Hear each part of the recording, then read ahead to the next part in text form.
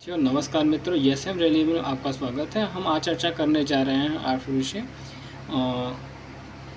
RS 232 के विषय में, यानी जो एक्टिवेशन कोड होता है वह कैसे किस किस मॉडल में है, किस मॉडल में नहीं है। तो आपको UPO 3354E से लेकर के MSO 3504ES सहित आप देख लीजिए। बाकी मैं ज़्यादा पढ़ूंगा नहीं इसमें और ना ज़्यादा बताऊंगा, क्योंकि मैं मेन कंसर्न दूसरा है कि जो एक्टिवेशन कोड होता है वो कहाँ से कैसे होता है उसके विषय में बताना चाहता हूँ आप सभी को। जैसा कि आप फीचर्स देख पा रहे हैं, इसमें एनालॉग चैनल की बात कर रहा हूँ, तो सारी चीज़ आप देख लीजिए। लेकिन मेन हम कंसर्न पे आ जाते हैं, मेन टॉपिक पे हम आ जाते हैं कि क्या क्या दिया हुआ, क्या क्या नहीं दिया हुआ है। तो उसके लिए आपको हम बता देते हैं।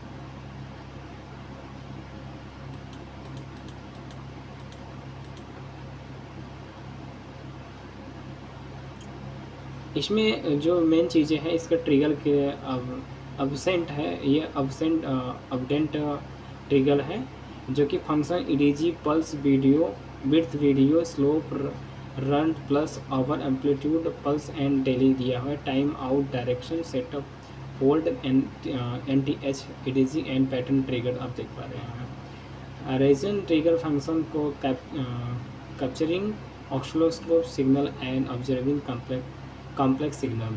अब सबसे महत्वपूर्ण दिया हुआ है, ये आप देख पा रहे हैं। जैसा कि मैं आपको सेलेक्ट करके दिखा दे रहा हूँ कि RS protocol trigger and decoding function, इसमें जो प्रोटोकॉल ट्रिगर की बात कर रहा है, इसमें डिकोडिंग और फंक्शन ऑप्शनल दिया है।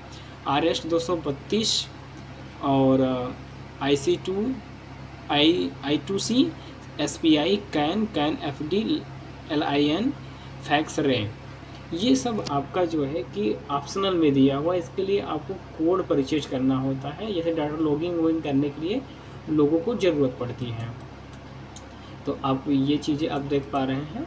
तो मैं इसके विषय में आगे आपको बताने जा रहा हूँ। कि मैं आपको प्रैक्टिकल तौर पर दिखा देता हूँ। यूटिलिटी मेनू में जाएंगे और आपको देख पा रहे हैं ये UPO 2102 सीरीज जो है, इसमें भी परचेज करना होता है। तो आपको सबसे पहले टच करके मैं ऊपर चला जा रहा हूँ और अपडेट वाले पे गए, फिर आपको दिखेगा ऑप्शनल। सबसे पहले देखिए, आपको जैसे ही देख पा रहे हैं कि ऑप्शनल आ गया है, यानी ये मेनू देख लीजिए। मैंने इतने बैक करके आगे नेक्स्ट किया है, तो यहाँ पे एक ऑप्शन आ रहा है। ऑप्शन वाले में आप देख पा रहे हैं कि इसमें एक्टिवेशन के लिए दिया हुआ है, यानी ऑप्शन वाले पर आप जाएंगे। जैसे ही ऑप्शन वाले पर पहुँचते हैं तो उसमें एक्टिवेशन का दिया हुआ है। जैसा कि आप देख पा रहे हैं UART इनएक्टिव है, तो एक्टिव करने के लिए एक्टिवेशन कोड लेना पड़ता है। IC2 SPI कैन FD, और आप देख पा रहे हैं कि लाइन, उसके बाद में लिन फ्लैक्स रे बोर्ड और लॉजिक एनालाइजर LI भी आपको दिया हुआ है। तो इसलिए आपको एक्टिव करने के लिए एक्टिव पे आपको डिस्क, देखिए लगाने के लिए डिस्क बोल रहा है ना, U डिस्क आपको लगाने के लिए कह रहा है, यानी पेन ड्राइव लगानी पड़ेगी। आप सॉफ्टवेयर लगा करके आप फास्ट एक्टिव भी कर सकते हैं। और ये आपका क्वाइट दिया है, क्वाइट से आप बाहर आ सकते हैं।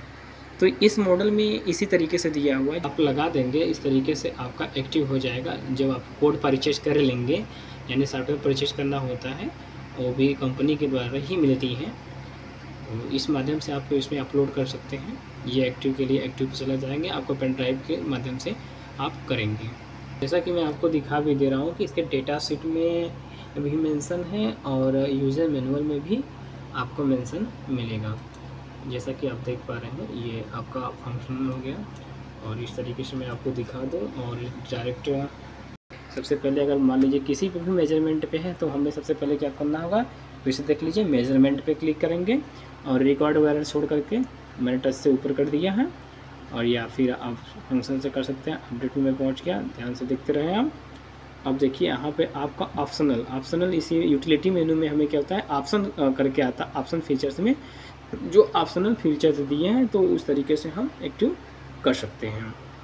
एक्टिव करने के लिए आपको लेना होगा, कोड परचेज करना होगा, फिर आपका एक्टिव हो जाएगा।